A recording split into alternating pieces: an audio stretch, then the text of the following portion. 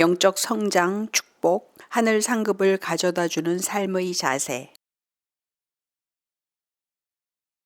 오늘은 영적 성장, 축복, 하늘 상급을 가져다주는 삶의 자세라는 주제로 말씀을 전하겠습니다. 하나님께서는 성도들의 영적 성장과 축복 그리고 하늘 상급에 대해서 우리 자신보다도 더 큰 기대를 갖고 계십니다. 하나님께서는 아브라함에게 하나님 자신이 아브라함의 방패요 상급이라고 말씀하십니다. 창세기 15장 1절로 7절 말씀. 이후에 여호와의 말씀이 이상 중에 아브라함에게 임하여 가라사대 아브라함아 두려워 말라 나는 너의 방패요 너의 지극히 큰 상급이니라. 아브라함이 이르되 주 여호와여 무엇을 내게 주시려 하나이까? 나는 자식이 없사오니 나의 상속자는 이 다메섹 사람 엘리에셀이니이다. 아브라함이 또 이르되 주께서 내게 씨를 주지 아니하셨으니 내 집에서 길린 자가 내 상속자가 될 것이니이다. 여호와의 말씀이 그에게 임하여 이르시되 그 사람이 내 상속자가 아니라 내 몸에서 날 자가 내 상속자가 되리라 하시고 그를 이끌고 밖으로 나가 이르시되 하늘을 우러러 뭇별을 셀 수 있나 보라. 또 그에게 이르시되 나는 이 땅을 내게 주어 소유를 삼게 하려고 너를 갈대아인의 우르에서 이끌어낸 여호와니라. 하나님께서는 사탄 마귀와 세상이 잡아 끄는 힘이 워낙 세기 때문에 우리가 그 세력에게 끌려가서 침륜에 빠지지 않도록 성령의 능력을 방패로 삼으면서 우리가 믿음으로 전진하기를 원하십니다. 연어가 물살을 거슬러서 역류해 올라가듯이 우리는 세상 신을 거슬러서 전진해 나아가야 합니다. 저도 과거에는 제가 천국에 들어갈 수만 있다면 생명수 강가에서 집도 없이 사는 노숙자가 되더라도 괜찮겠다고 생각했었습니다. 천국에는 시기 질투도 없고 더러운 냄새도 없을 테니 면류관이 아닌 개털 모자를 쓰고 노숙자가 되더라도 기쁘고 감사할 것 같았습니다. 그런데 점차로 제 생각이 잘못되었음을 깨닫게 되었습니다. 사탄 마귀는 천국 집과 상급, 면류관을 위하여 마음과 뜻과 목숨을 다하여 힘쓰고 애쓰지 않는 성도들을 그대로 가만히 놓아두지를 않습니다. 마귀는 성도들이 딱 천국의 커트라인을 겨우 넘길 정도까지는 성장할 수 있도록 허락하지를 않습니다. 마귀는 성도들이 상급은 없더라도 부끄러운 구원을 받을 정도까지는 전진할 수 있도록 살살 끌어당기지를 않습니다. 사탄 마귀는 성도들이 궁극적으로 지옥으로 끌려가도록 집요하고 강하게 도둑질하고 죽이고 멸망시킵니다. 요한복음 10장 10절 말씀. 도둑이 오는 것은 도둑질하고 죽이고 멸망시키려는 것뿐이요 내가 온 것은 양으로 생명을 얻게 하고 더 풍성히 얻게 하려는 것이라. 그래서 예수를 믿지만 세상 신에게 끌려다니며 두 주인을 섬기는 성도는 천국에는 들어가되 집이 없는 노숙자가 되는 것이 아니라 결국은 진주문 안으로 입성하지도 못하고 바깥 어두운 데로 쫓겨나서 슬피 울며 이를 갈게 되는 것입니다. 마태복음 25장 30절 말씀. 이 무익한 종을 바깥 어두운 데로 내어 쫓으라. 거기서 슬피 울며 이를 갈미 있으리라. 하나님께서도 예수 믿는 성도들을 가만히 놔두지 않으십니다. 하나님께서는 성도들을 낮췄다 높였다 뺏었다 줬다 하시면서 천국 백성을 만들어 가십니다. 하나님께서는 우리가 하나님과 세상을 동시에 섬기지 못하게 하십니다. 하나님께서는 우리가 세상에 안주하며 세상을 우상 삼고 살지 못하게 하십니다. 사무엘상 2장 7절 말씀. 여호와는 가난하게도 하시고 부하게도 하시며 낮추기도 하시고 높이기도 하시는도다. 여러분은 죽지만 않는다면 아니 죽어도 좋으니까 주님 뜻대로만 살겠다고 주님께 극단적인 고백을 하시기를 바랍니다. 하나님께서는 여러분 자신보다도 여러분을 더 잘 아시기 때문에 여러분이 극단적으로 과감한 결단을 내리셨다고 해서 여러분 모두를 그러한 극단적인 삶을 살도록 하시지는 않으십니다. 다만 여러분이 그런 극단적인 결단을 하시면 일단 여러분을 유혹하고 괴롭히고 지옥으로 끌고 가려는 마귀가 여러분에게서 끊겨져 나갑니다. 그러면 하나님께서 하나님의 뜻대로 여러분을 이끄시기가 편해집니다. 그리고 여러분이 하나님의 뜻을 따라서 살아가기가 훨씬 수월해집니다.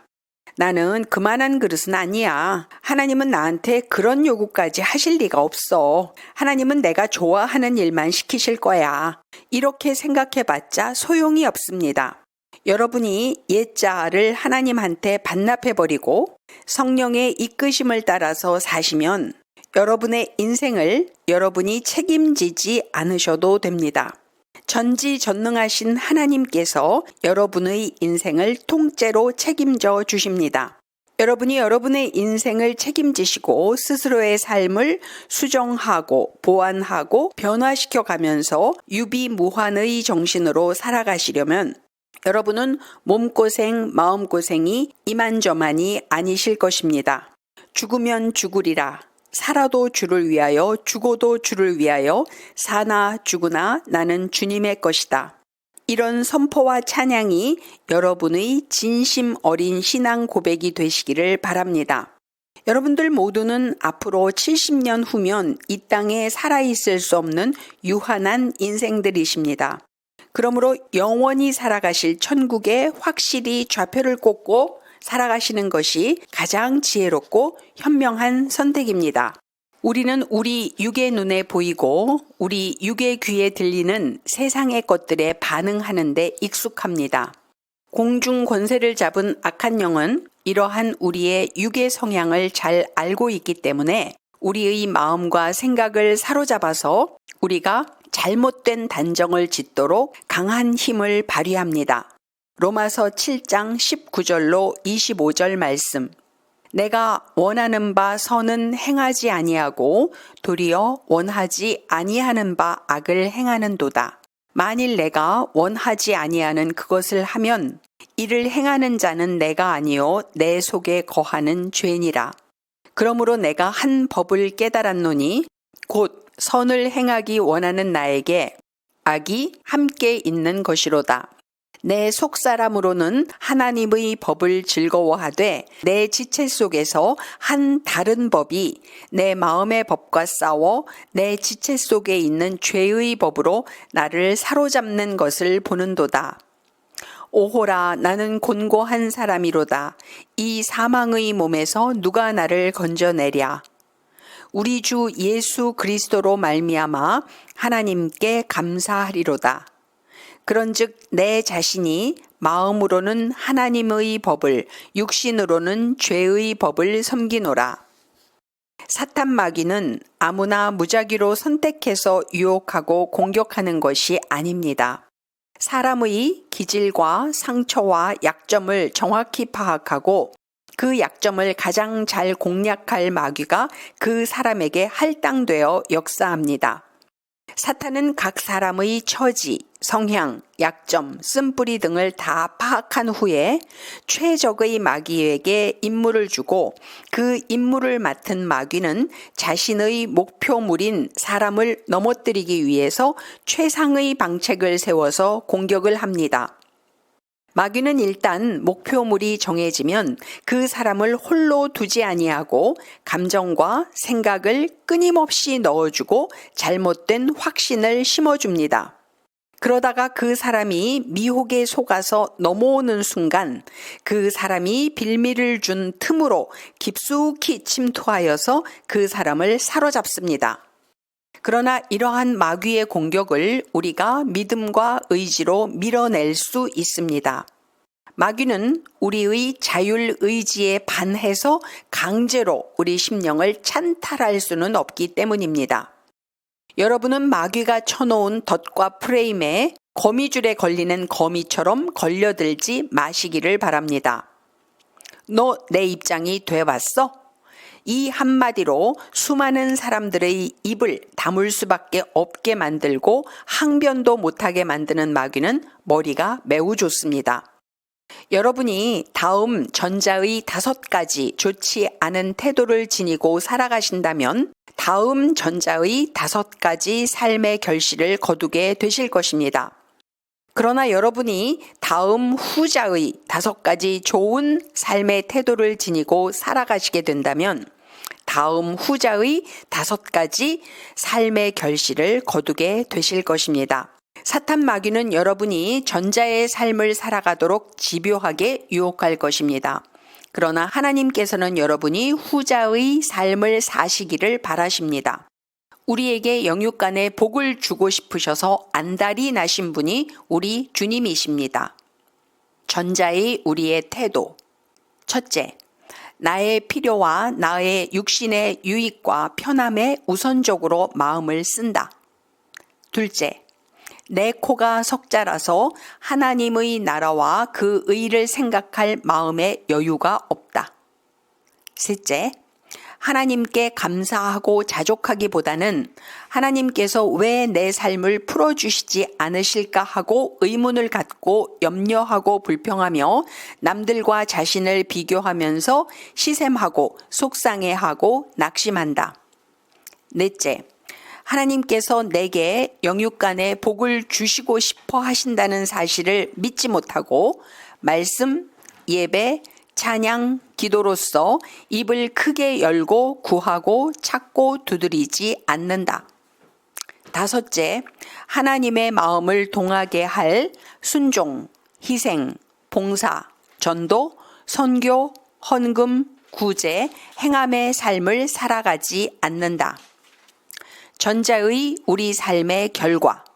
첫째, 내가 세상 신을 주인 삼고 세상 신에게 끌려다니는 삶을 산다. 둘째, 나의 기도가 하나님 보좌에까지 도달하지 못하고 이층천 사탄 마귀의 진에 가로막힌다. 셋째, 삶에서 영적 유혹과 공격이 끊이지 않기 때문에 삶이 항상 복잡하고 자유함이 없다. 넷째, 영육간에 기도의 돌파가 안 일어나서 세월만 가고 하나님의 응답을 받고 누릴 기회는 점점 줄어든다. 다섯째, 하나님에 대한 오해가 쌓여서 하나님은 나에게 관심이 없으신가 보다. 하나님은 이 땅에서 영육간의 복을 누리는 데는 관심이 없으신가 보다. 하나님은 오직 천국에만 관심이 있으셔서 내 모든 삶의 열매는 천국에 가서야 거두게 되는가 보다 라고 생각하게 된다. 후자의 우리의 태도. 첫째, 나의 필요와 유익, 탐심, 편함 등은 일단 내려놓는다. 둘째, 하나님께 나의 시선을 고정시키고 하나님의 나라와 그 의를 추구하는 삶을 살기로 결단한다. 셋째, 하나님께서 현재 내 삶에 허락하신 모든 것들에 대해서 감사하고 자족하며 염려, 불평, 비교, 시샘, 낙심을 하지 않는다. 넷째, 하나님께서 내 인생의 다음 시즌에 현재보다 큰 영육간의 축복을 주고 싶어 하신다는 것을 믿고 말씀, 예배, 찬양, 기도로 주님을 경배하며 입을 크게 열고 주님께 구하고 찾고 두드린다. 다섯째, 하나님으로부터 영육간의 복을 받기 위하여 하나님의 마음을 동하게 할 일들을 행한다. 하나님께서 현재 내게 허락하신 일이 아무리 작고 허접한 일이라고 하더라도 최선을 다하여 성실하고 부지런히 행한다. 순종, 희생, 봉사, 전도, 선교, 헌금, 구제, 행함의 삶을 꾸준히 살아간다. 후자의 우리 삶의 결과. 첫째, 마귀가 나에게서 빌미와 터전을 잃고 떠나간다. 둘째, 나의 기도가 하나님의 보좌에까지 도달하여 하나님께서 응답하시고 응답이 가시적으로 내 삶에서 이루어져 간다. 셋째, 삶에서 영적 유혹과 공격이 줄어들어감으로 인해서 삶이 평안해지고 영육 간의 자유함이 임한다. 넷째, 영육 간의 기도의 돌파가 일어나서 하나님의 응답을 받고 누리고 살며 축복이 증가하고 확장되는 일이 파노라마처럼 이어진다. 다섯째, 하나님과의 연합이 이루어져서 하나님은 늘 나에게 관심을 가져주신다. 하나님께서는 내게 하늘 상급을 주시는 것뿐만이 아니라 이 땅에서도 배가 된 축복을 주고 싶어 하신다 라는 것을 느끼고 체험하며 누리는 삶을 행복하게 살아가게 된다. 여러분은 세상 이치에는 안 맞는다고 할지라도 후자의 태도로 살아가시기를 바랍니다. 그래서 영육 간에 후자의 복을 열매로 거두셔서 그 복을 누리고 사시는 성도님들이 되시길 바랍니다.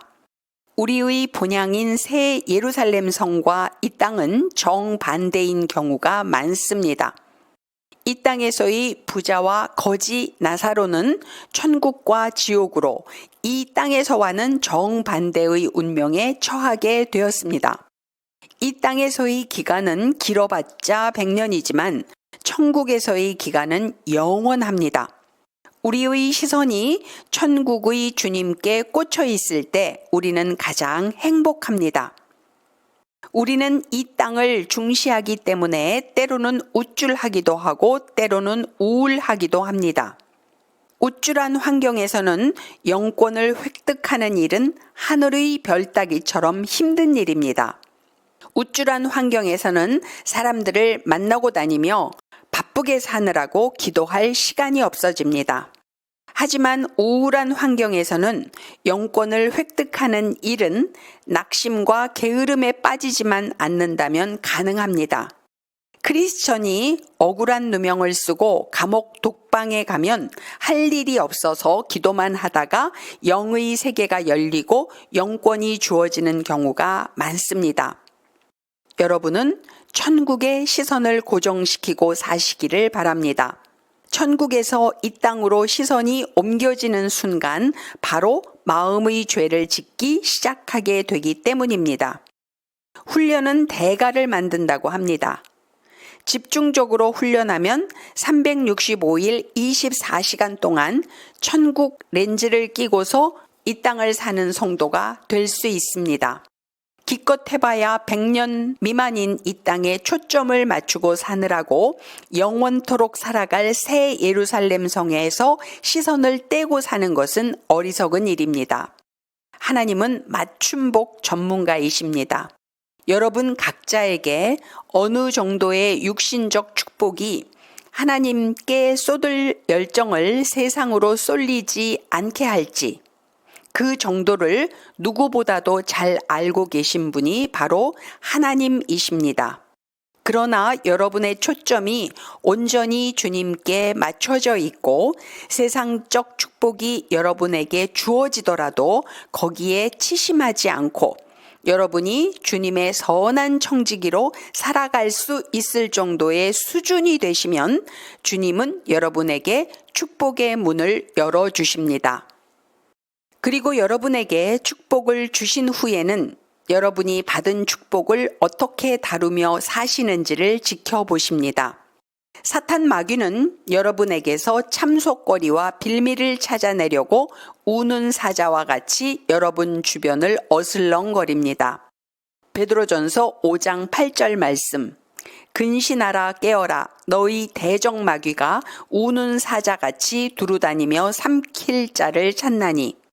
여러분이 하나님한테서 떡을 축복의 선물로 받았다고 가정할 때 여러분은 주님한테 저는 떡고물만 먹어도 배가 부릅니다 라고 말씀드리시기를 바랍니다.